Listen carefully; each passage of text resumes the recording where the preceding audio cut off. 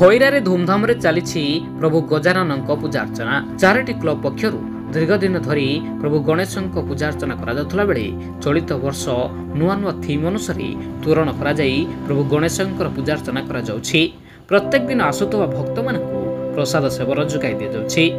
Legend lion warriors club, Radhakrishna ଏବଂ SGPC କ୍ଲବର କର୍ମକର୍ତ୍ତାମାନେ ଧୁମଧାମରେ ଗଣେଶ ପୂଜା କରିଆସୁଛନ୍ତି।